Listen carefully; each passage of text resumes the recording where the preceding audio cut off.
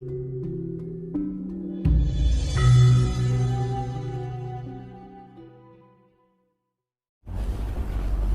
ke kerajaan, terus kayak di Pajajaran ini sebagai simbol bahwa Jawa sudah mau menyatu dengan Sunda.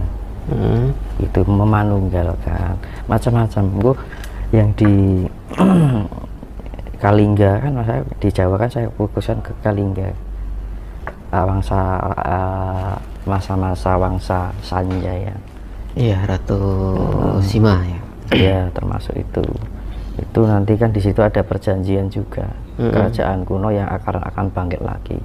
Kalau di sini lebih ke kekayaan Nusantara yang baik yang terpendam dan yang disimpan di alam dimensi lain.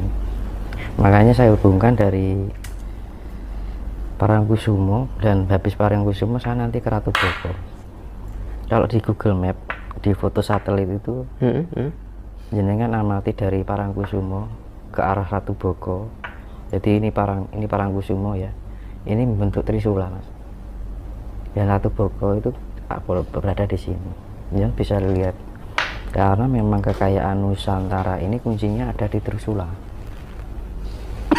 Kalau maksudnya gimana itu, Mas Tinus? Ya itu kuncinya, Mas. Dan itu memang melalui dari Ibu Nawangwulan. Ibu Nawangwulan itu atasannya yang Cokroningrat. Nah ini jarang yang tahu. Jadi hubungannya dengan Ratu Kidul ya, Mas? Ratu Ibunda.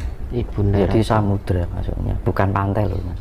Oh, ya samudra, ke jauh lebih tengah.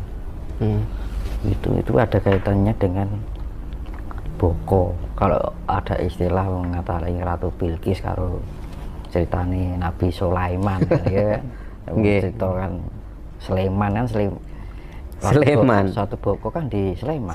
Ya. Nah, itu. Jadi ada hal yang terkait, itu berkaitan dengan kekayaan Nusantara. Itu disimpan di situ. Maksudnya harta karun ya, Mas? Iya. Ya, apakah sudah waktunya? Ya itu kan nanti semua Mas, ketika Nusantara ini mengalami yang dibilang mercusuar dunia, itu akan mengalami kejayaan baik secara fisik ataupun non fisik. Non fisiknya itu adalah kedamaian, secara fisiknya ya kesejahteraan. Kesejahteraan kan berawal dari hal yang sifatnya materi. Nah makanya banyak orang terjebak pada mengejar harta amanah, ya kan? Iya. Itu belum saatnya jika tidak dibarengi dengan adanya kedamaian, Mas. Kedamaian muncul baru kesejahteraan, dan itu dalam waktu yang damai dulu baru sejahtera. Tapi menurut panjenengan memang harta tersebut ada? Ya ada, Mas. Wujud? Ya kalau di alam gaib ya nggak wujud nyata gitu. Hanya orang-orang tertentu yang bisa melihat, Mas. Dan nantinya bisa diwujudkan? Iya. Ya staf-stafnya ya termasuk yang Cokroningrat, Nawangwulan. Dibilang nih kono anak Ratu Bilqis ya. Ya bilang Ratu Emas ya, Ibu Ratu Emas yang dibilang yang Jatikusumo itu. Itu yang benar-benar yang dari penguasa Samudra Hindia. Dan itu kira-kira kapan, Mas, harta tersebut bisa Ya kalau Angkara ini sudah dihabiskan baru nongol, Mas. Lah kalau Angkara masih ada, apa bisa? Jadi harus kalau itu keluar malah ada paten-patenan malah. Ya kan diselimuti Angkara. Jadi SDM-nya harus siap dulu. Dan itu harta-harta itu akan muncul ketika dunia ini sudah tercipta damai dulu, baru nongol kesejahteraan. Kalau orang pada ngejar amanah, tiwas mimpi di siang bolong. Berarti bukan harta dulu baru kita bisa damai. Dan itu nanti Nusantara ini akan menjadi pusat tatanan dunia. Bahkan mungkin bahasa Jawa mungkin bisa jadi bahasa internasional. Iya, memang harus dianjurkan begitu, karena dunia kan luar negeri termasuk Eropa, Amerika, Cina. Tapi itu menunggu sistem pemerintahan ya kerajaan Harus. Bukan masalah harus, sudah ketentuannya seperti itu. Itu sudah alam, sudah ini ya, hanya orang-orang tertentu yang bisa membaca kayak gini, nggak semua orang, dan nggak semua spiritual, karena yang dibilang spiritual belum tentu mengenal hal seperti ini. Ya orang senior yang tahu, contohnya kayak Mbah Lawu, nah Singo Lawu, nah itu paham. Kira-kira kapan Mas Tinus? Hah? Kita ganti pemerintahan? Ya nunggu goro-goro sih, Mas. Tahun berapa? Nah itu ini sudah mulai goro-goro. Ya itu nanti kan berentetan, termasuk goro-goro secara manusia ya, huru-hara perang antar negara, semakin kayak Ukraina sama Rusia semakin heboh, terus banyak fenomena kejadian alam hingga pada titik puncaknya bisa terjadi air bah.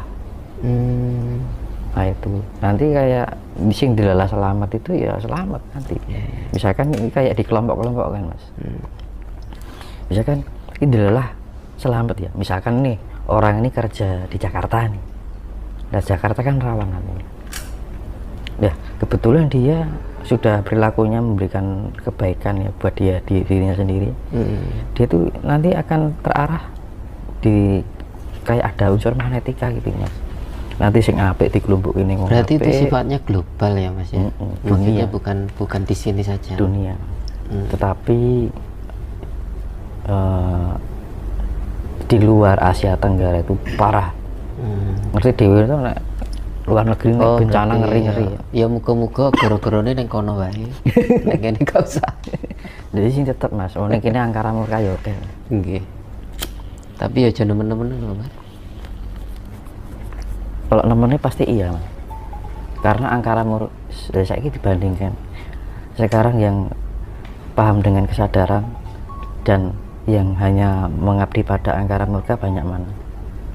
Hanya sekian persen kan yang masih nguri atau menata dirinya dalam kesadaran diri terhadap alam, terhadap sesama, ya kan? Dan sekarang bandingkan aja. Nah kalau ini angkara murka ini belum terhapuskan, dunia tidak akan menerima ketentraman. Yang uripnya digolek tentrem Mas. Dunia ini juga ingin mendapatkan ketentraman. Berarti terkait dengan apa? Tatanan Jawa ya Mas ya.